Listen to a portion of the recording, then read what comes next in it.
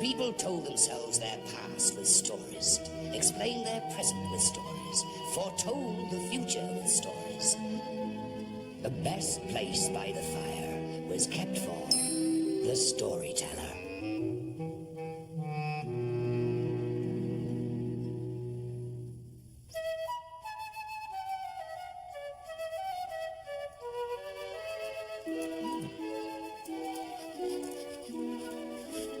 What's in your bag? I can smell biscuits. Imagination. Let me see. Certainly not. No, important things in this bag. And besides, I need those biscuits for my story. Well, tell your story, then we can eat them. Is it an old story? Ancient. Antique. Oh, stale biscuits, then. Ugh. It begins 1,000 miles from anywhere. After 20 years of war, with a soldier, an honest soul with nothing but a shilling in his pocket and 3 dried biscuits for the long trudge home. This was his regiment, the Royal Hussars. Oh yes, 1,000 miles the soldier marched, whistling his tuneless whistle, and he spent his shilling and was down to the 3 dried biscuits when one day he comes across an old beggar. And the soldier stopped and joined in with the beggar's fiddle. The one couldn't fiddle, the other couldn't whistle, and quite happy they both were.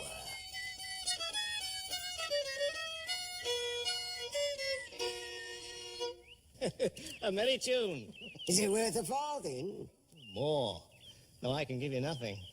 I do have a biscuit you can have. And you're a good man, father, and I'll thank you. Go on, eat. You're a good man who deserves a better whistle. And off the soldier went and took up with his tuneless tune, but funny, peculiar, and strange indeedy. He had a whistle like... Well, imagine what rubies would sound like if they whistled. And he kept it up all the way down the road until he met another old boy down in his lock and wall at the edges. And this old man, he played knick-knack on his drum. And the soldier stood and whistled his ruby whistle and did a little jig in his weary boots, a stumble and a hopping. And then he swaps a second biscuit. And now look at his dance. Oh, yes, a fine terpsichore. Good as new, was skipping a hop down the road. At length he comes to a third old soak, worn to a whisper and playing a game of cards by the road. And the soldier looks as the fellow shuffled the pack and dealt out the cards, one after the other, a perfect hand, and gave him a huge clap. A splendid game. Worth a farthing? More, though I have nothing to give you. Now the soldier had but a single biscuit in his bag, and he was hungry as heck, so he thought on it. But I have a biscuit you can share with me. And the soldier held out his last dry biscuit and broke it in 2. But it didn't feel good, did it, dearies, to give the old boy less than the others, so he gave him both halves. You're a good man, and deserve more luck than to be on your last biscuit. Here, take my cards, Your Honour, and may they never lose for you. Take this sack also. An ugly thing, but remarkable. Order a bird in, or a beast, or anything you like, and it'll be there in a twinkle.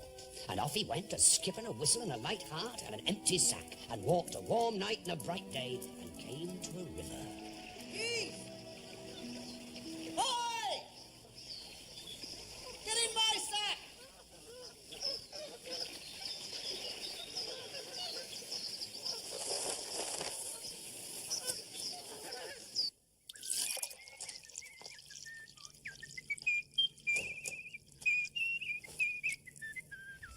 That's a nice whistle. I got it off a poor soul down on his luck. Home from the war, are you? Aye. And a sack full of spoils. No. This is 3 geese I trapped yesterday. I want one for my supper. If you'll cook it for me and give me a bed, you can have the other 2 for your trouble. I like a nice bird.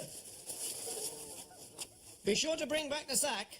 And the landlord roasted him the goose in clove and honey and brought it back with a bottle of best wine, and the soldier ate it all and sucked the bones and drank the wine and danced until the morning when he sank, swam, flopped into bed.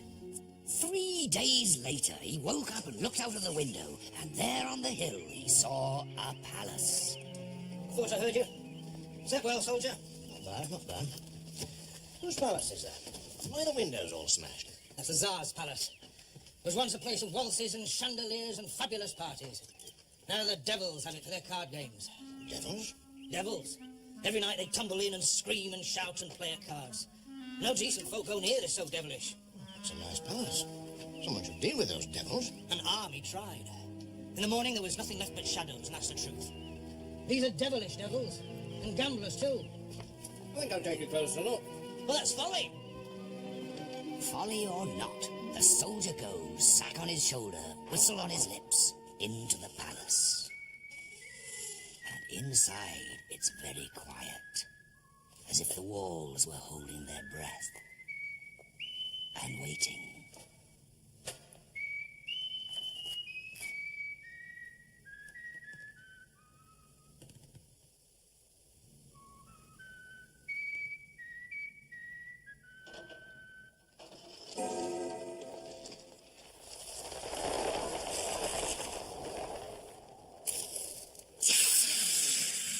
We have a visitor, a guest, and he's whistling. That's a nice whistle. I want to have it. Hello.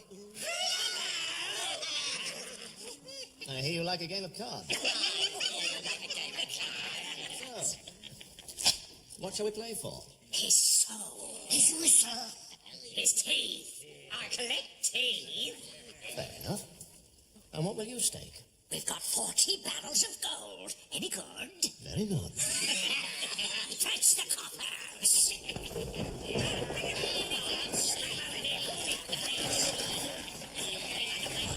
Good.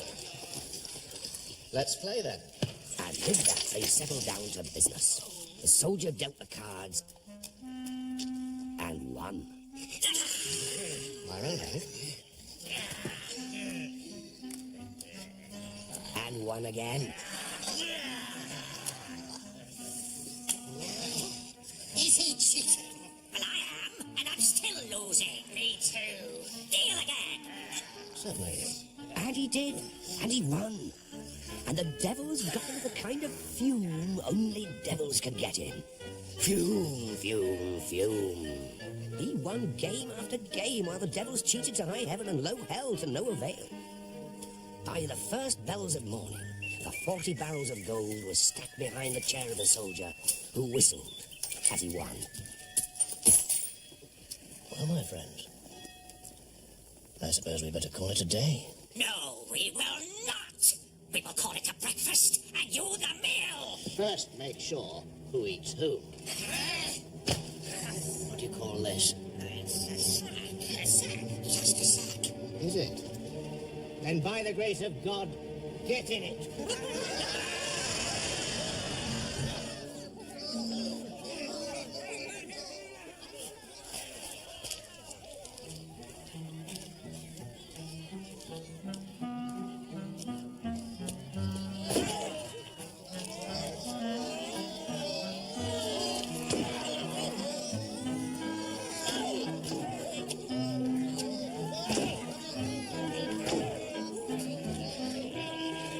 More? And will that be the end of your mischief in these parts? Let us out, please. We're pushed to bits.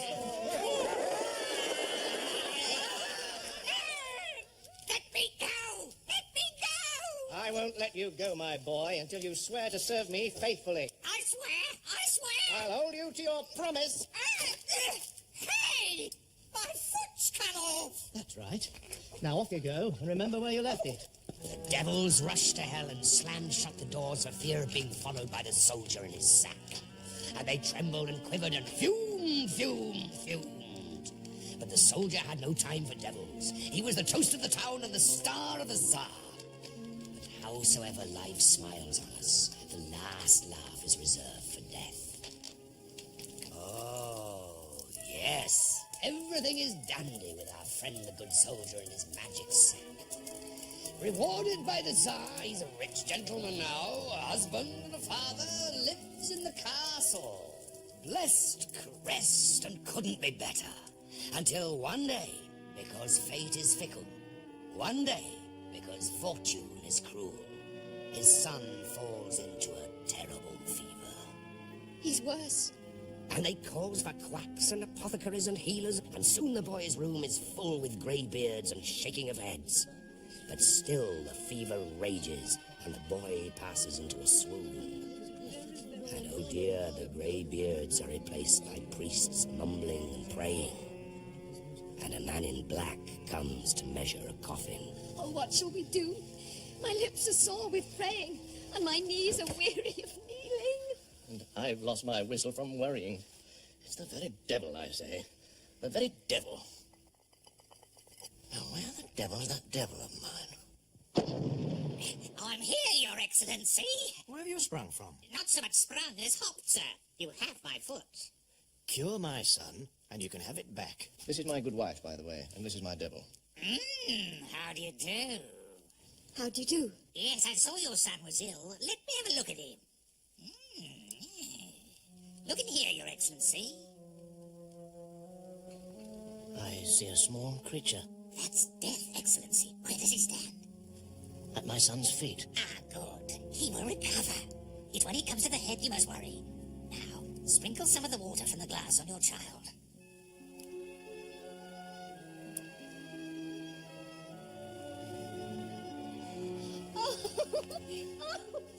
You're a marvel. Well, we do our best. Could I have my foot back then? Most certainly. Oh, thank you.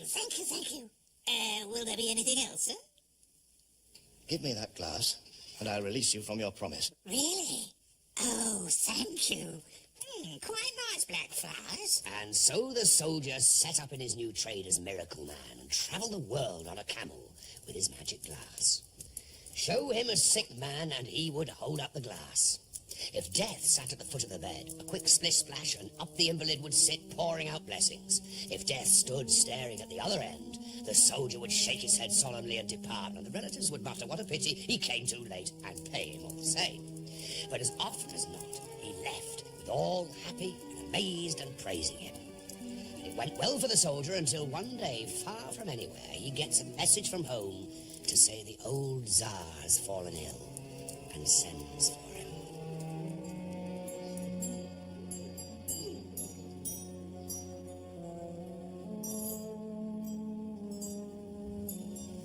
I've come too late. You save beggars and thieves and cats and dogs, yet you won't save your master. If Death needs a new friend, I cannot fight him.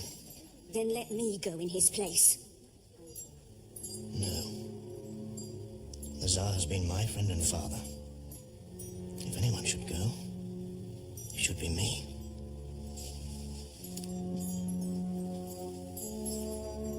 Sir, take me and spare the Tsar. I beg you.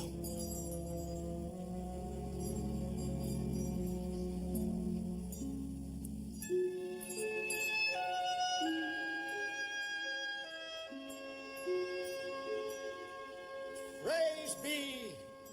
Praise be!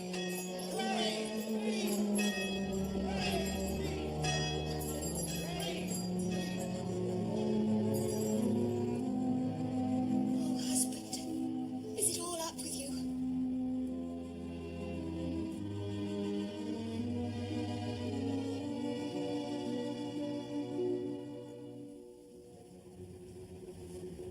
Do you know what this is? A sack. Well, if this is a sack, then get in it. I caught death in my sack! Why? You see? I caught death in my sack! Oh, my God! Good Death a prisoner. The news whispered from one of the Tsar's 50 wives to the other spread through the town as fast as gossip, which is what it was, and nothing spreads faster. And within 4.5 minutes, the whole town knew. And within 17 minutes, the whole country knew. And by the following morning, it was the talking point of 1,000 languages. Death a prisoner. Muerte un prisionero. Tod ein Gefangener. Smiert us Nietzsche. I forgot the Greek. Ec meritissime contenito. Exactly. And the soldier, to be on the safe side, set off with Death in his sack and found the thickest forest and the highest tree and clambered up it and hung Death from the longest branch and promptly fell off.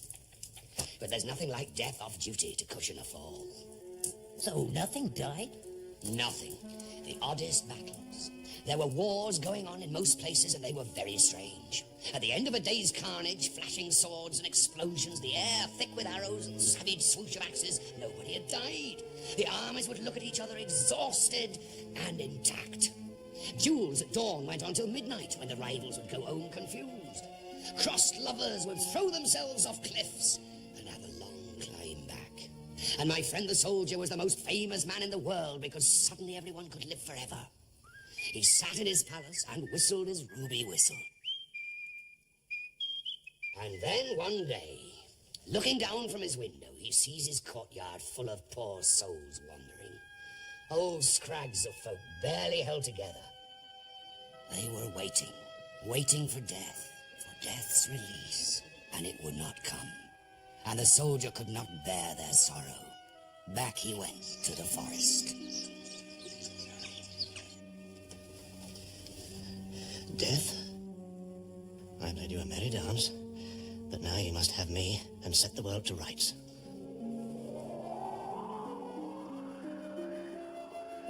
Death! Come back! But Death had fear of the soldier and his sack, and would not come back. He was condemned to watch while others aged and died, but Death would not come for him. No, the soldier, old kipper, dried beef, lived on and on and on until he could stand it no longer, and dragged his dust and fragments across to the edge of the earth and slowly down to hell.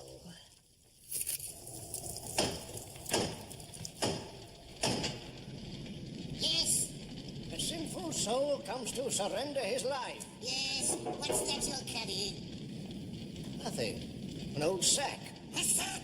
Ah! Let me in, I beg you. Go away! Go on and take that horrible sack with you! But where can I go? We don't care! Just dig it off! I won't go unless you give me a map to heaven and a way in. And 200 souls you've no further use for.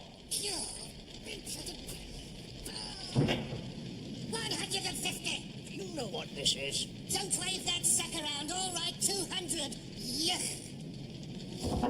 Follow the map until you can go no further, then go directly up until you get the sensation of standing on your head. That's the edge of heaven. After that, follow the music.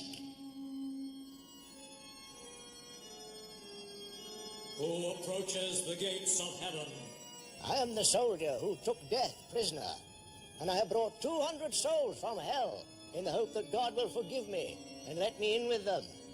The souls may enter, but alone. Go then, and be blessed. Take this, friend. And once inside, call me into the sack. Remember, I delivered you from the furnace. But you see, there is no memory in heaven. Souls forget. The soldier waited and waited, an inch from paradise, until after a long time, forgotten, he turned and walked slowly back to earth.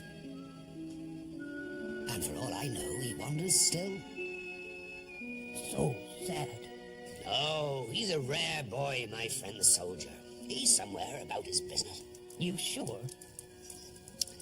Come on. You can have your biscuit.